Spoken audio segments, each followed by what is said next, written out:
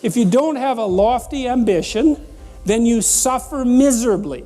And the reason for that is life is really complex, short, finite, full of suffering, and beyond you. And so you can just lay there and think about that, and it's horrible.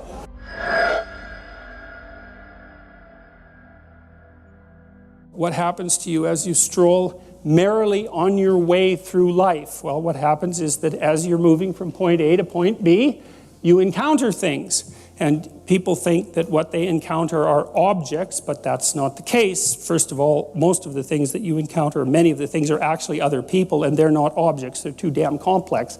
And even apart from the social world, the things that you encounter aren't objects. They seem to be something more like tools or obstacles.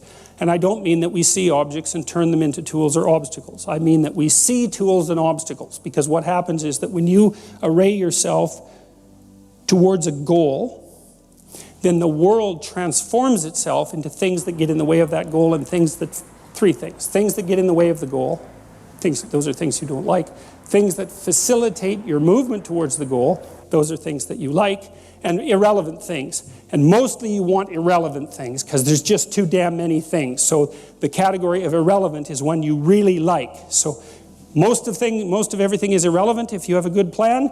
A few things are good because they move you forward, and some other things are not so good.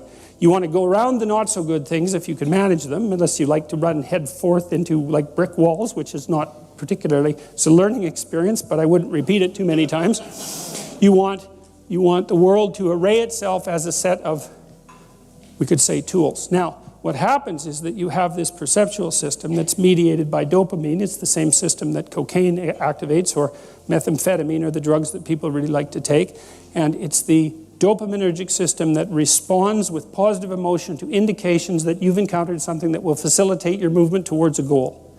And that's really important to know, because people tend to think that they're happy because they achieve goals, and that's not true. What's true, because as soon as you achieve a goal, then you have a problem, which is what's the next goal. And that's actually a big problem. You encounter that as soon as you graduate from university, for example. That's right. I made this joke before. Graduation day, you're like king of the university hierarchy, undergraduate hierarchy.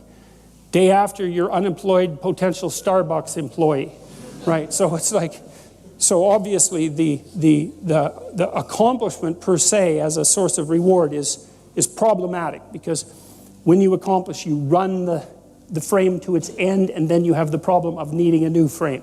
So that's a problem. But if what you're encountering instead are things that will move you along your way, it's like, hey, that's great, and that's where you get your positive motivation. And so that's really that's so much worth thinking about. You can think about that for a year, and that wouldn't even be enough to think about it, because here's what it means. It means, in some sense, that the Buddhists are right with their claim about Maya. M-A-Y-A, which means that people live in an illusion. And what they mean by that is, well, you have goal, whatever your goal is, and that goal gives relevance to the world. And you could change the relevance of the world in a snap just by changing your goal. You can do that. And so then you think, well, it's sort of an illusion because you can just change it. Now, you don't want to push that line of argumentation too far, because even if the specific point can be changed, the fact that you're in one of these frames cannot be changed. And so you have to be in a frame, although you get to pick the frame. So there's still an absolute there, which is that you have to be in a frame, and that is not a trivial absolute. It's a very major absolute. So then you think, okay, all of your positive emotion is going to be experienced in relationship to the goal. Well, then we think, well, you could use some positive emotion. It's a good thing.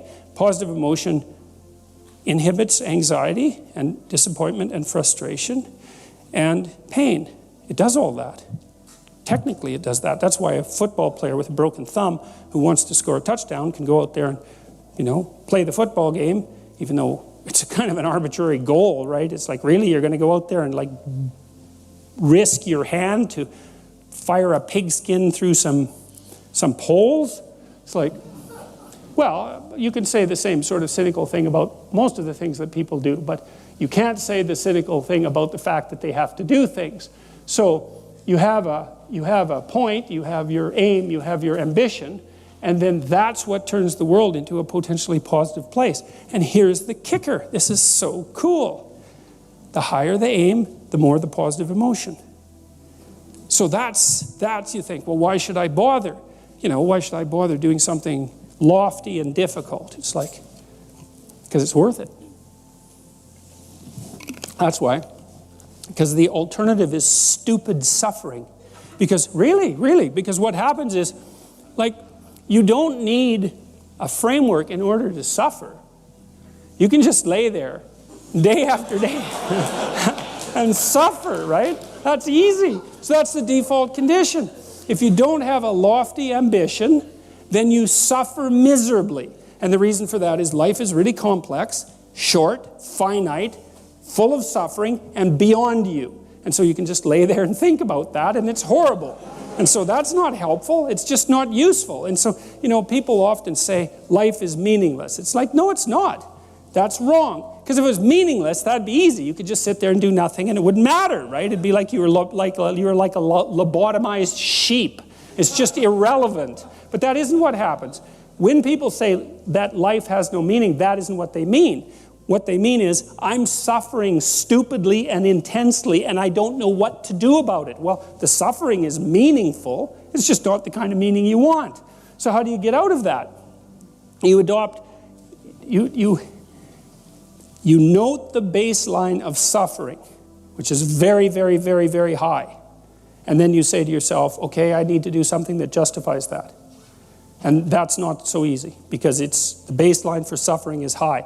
If you're going to make something of yourself, let's say, so that it's worthwhile to exist in the world, then you have to aim at something that's so well structured that you can say, yeah, earthquakes, cancer, death of my family, dissolution of my goals, ultimate futility of life, and the heat death of the universe.